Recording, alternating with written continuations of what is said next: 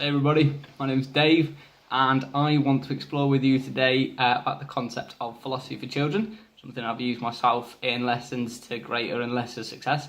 And thinking about our module of teaching thinking, trying to work out some sort of conclusion together on what philosophy for children actually teaches and where it could lead to. Where to start? Well, a good place would be to actually try and define what philosophy is. Daniel and Ulrich describe philosophy as a discipline that studies concepts and the relationships between these concepts. That's something else that's backed up by Storm and Vlieg in their 2011 journal as well. Matthew Lippmann, who we'll come back to later on, the creator of Philosophy for Children, described philosophy as a way of foiling certainty, a way of actually being able to test what's real, okay, those certain things, and then to subvert it, to check whether or not it is real, to check that truth, and then to come back out of it, adapt it if necessary, or keep it the same, and we'll go from there. So a little bit further on, okay, what is philosophy for children? We've had a quick look at what philosophy is, a very simplistic look at what philosophy is. So now what philosophy for children is, okay? So I think the first thing we need to really discuss here is philosophy for children is a method of an opening discourse on social topics such as religion or politics. Topics that could be quite a difficult bridge with young children. But making sure also that it's not too elitist, that it could be about anything, something about their day-to-day life. It doesn't have to be about religion or politics, but it's a way of opening up that discussion of whatever it is that you do want to actually discuss. If you are talking about those things like religion and politics, we can easily see how not everybody is going to be comfortable with philosophy for children. It's something that Gregory brings up in his conversation journal, actually, that not everybody is going to be comfortable with the idea of handing over philosophical powers, if you like, to children. We can talk about here a kind of exclusive rights club. We can think about who wouldn't like philosophy for children, and we'll come back to more criticisms later for philosophy for children, but I'm just thinking at the moment, things like conservative ideologies that enjoy the status quo, they would not really appreciate children being able to think and to question those traditional values. I think everybody's criticism there, within that sort of group of the exclusive rights group, you might be able to sort of try and sum that up as they're not happy with philosophy giving power to children. If you like, children could be seen as this weak sort of entity in the power balance between adults and children. And philosophy powers the weak, the children, to then be able to neutralise that power balance between the adults and the children. And it might be that that's just a scary concept that not everybody is ready, is comfortable to actually achieve yet. Where I want to go next is actually the who, okay? We've already talked about Matthew Lippmann. Who else is involved with this philosophy for children? It wouldn't be a proper exploration if we didn't mention some educational theorists at this point, okay? I'm just going to split them up into two rough groups, some that are for philosophy for children and some that are against it. I'm only going to put one in the against camp. That's because it's a name that comes up again and again and again in the criticisms that we'll see later, and that is Piaget. And in the philosophy for children camp, we've got people like Vygotsky, Davidov, Dewey, Darwin, Socrates, okay? A bit of a mixture of names there from around the world. We come back to Vygotsky and Davidov a lot in this teaching for thinking module, and their basis for learning is on social constructs, okay? We talk about social constructivism. That's how they're moving learning forward, is by children, adults, whoever's doing the learning, making connections by their social interactions, okay? So we talk about this Socratic discussion, all right, what we mentioned earlier on. By having those discussions on the questions and the answers within philosophy for children, they are learning new knowledge, okay? And then just thinking back to Socrates, his discussions, okay? Enabling everybody within a wider society to be able to have these discussions is so important, to be able to picture the society that we all want to live in. You make time to question, you make time to formulate good responses, then you're going to need a space to do that in. and then hopefully that kind of idea filters through to a more global ideology. So how is it being done? Okay, we've talked about that Socratic discussion, but I want to talk about a little bit more widely now about community inquiry. This is something that Amy Leask brings up in her TED Talk, okay, and it's also something that is featured in some of the papers that are linked at the end of this as well, is the idea that there is a community of learners that are inquiring about something, okay? Coming back to Vygotsky and Davidov, very important and very crucial aspects of their learning theories is the ability to learn through the community. Empowering all of the community to have that philosophical discussion, that is an absolute key part to philosophy for children. More a modern take on this, again, Amy Leask in her TED Talk talks about this, is that community inquiry being developed through mobile technology. And it's something that we've looked at in this module of teaching thinking. Okay, the idea that mobile technology opens up the inquiry. It allows it to happen in any space that you want, your own time frame and your own ideas, rather than being limited to, let's take it back to the classroom, or let's take it down to something that everybody has to get with, rather than something that you want to go with. I just want to draw a link at this point. Coming back to that wider society part of Who, we're going to draw a link between this mobile technology back to the wider society, so you can start to see how all this picture is coming together now. How is the discussion working? Well, a quick sort of breakdown would be the stimulus, some sort of material, a question. Matthew Lippmann developed a genre of reading back in the 1970s with his philosophical books. But any sort of stimulus will do, whether it's a child asking a question, whether it's a piece that they've heard on the news, whatever. Then there's the thought process that goes into it. And then coming back to the discussion, actually everybody having their say and having their input on that stimulus. And then I want to come back, and I think thought has another process here. That what have we said in the discussion, that now needs thinking about. And there are three ways that this could now go. It either goes back to another discussion and you're driving that discussion through the thought again and again. It goes to something that's related. So if we're thinking about, something that's happened on the news that day, it could be something that happened in another country for another learner, or it could be something that happened at another time and place for another learner. Or third, it goes to a new stimulus and you start the process anew again.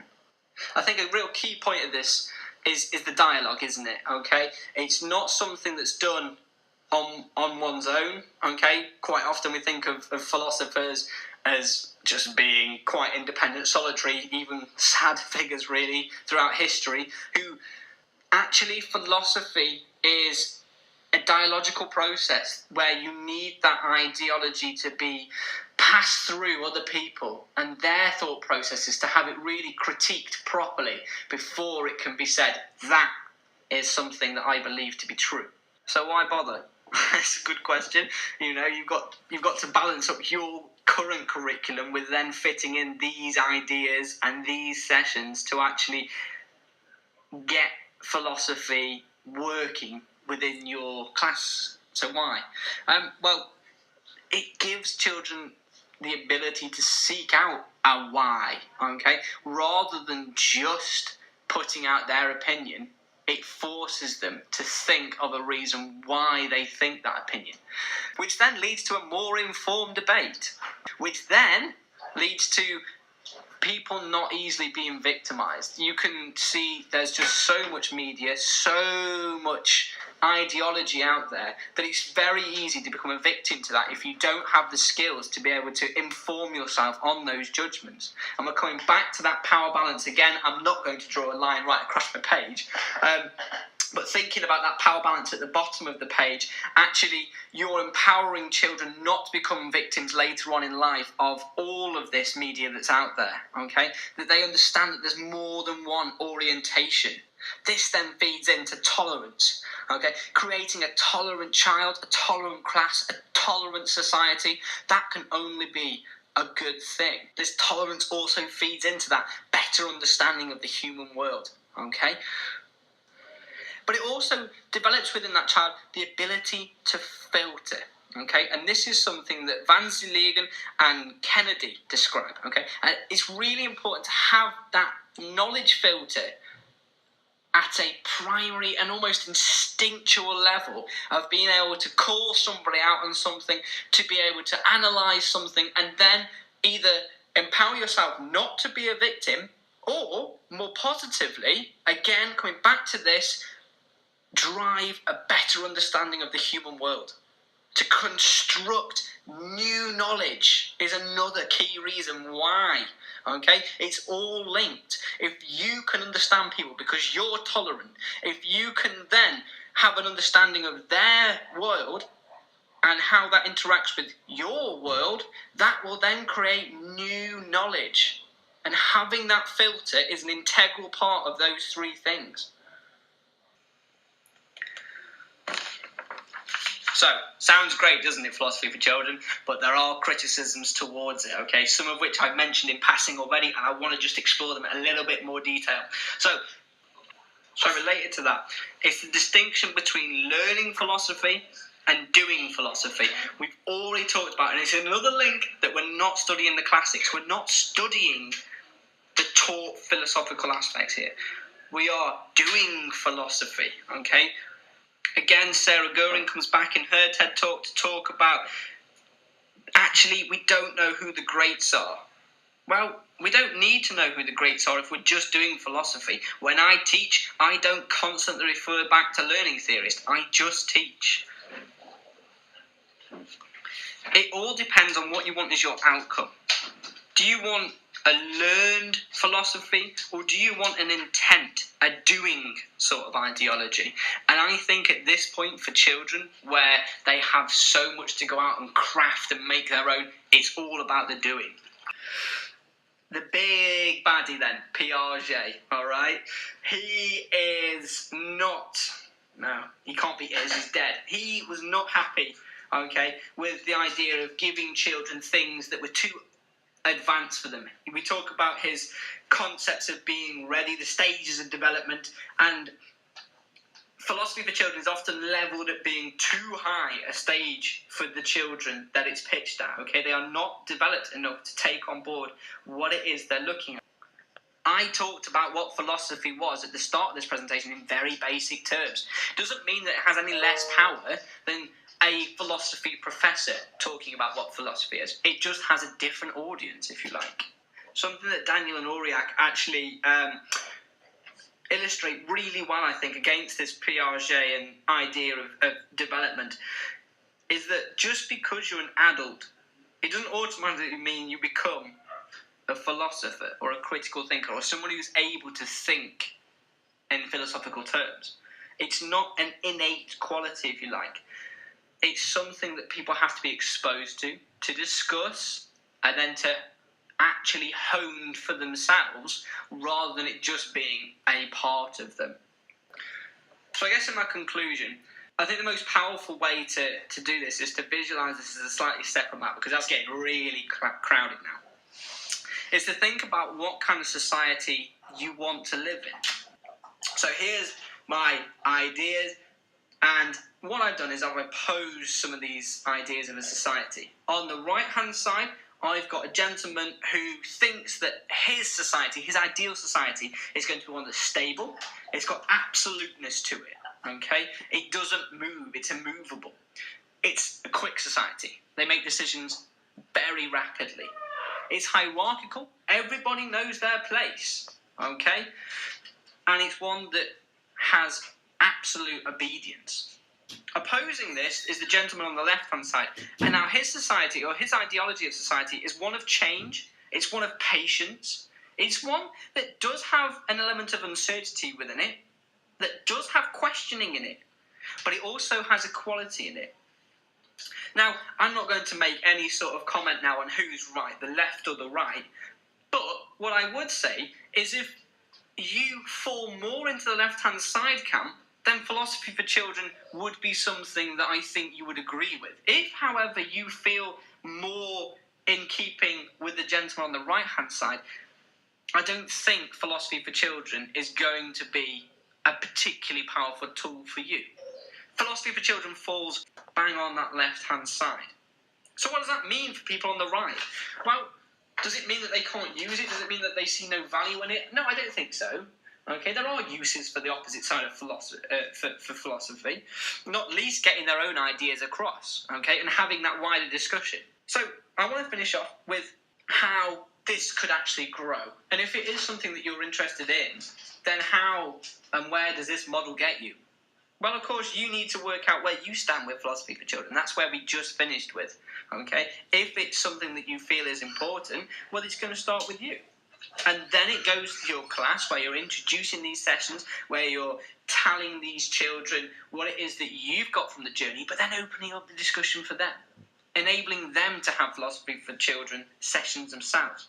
If that's something that's beneficial and you are seen to be doing it, then your education system might well take that up.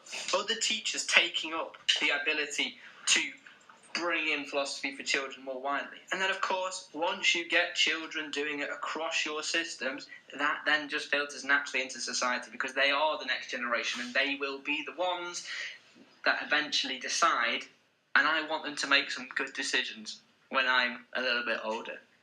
I hope that you've got more of an understanding of what philosophy for children is, certainly from my perspective anyway, and then how it might influence society on a wider scale.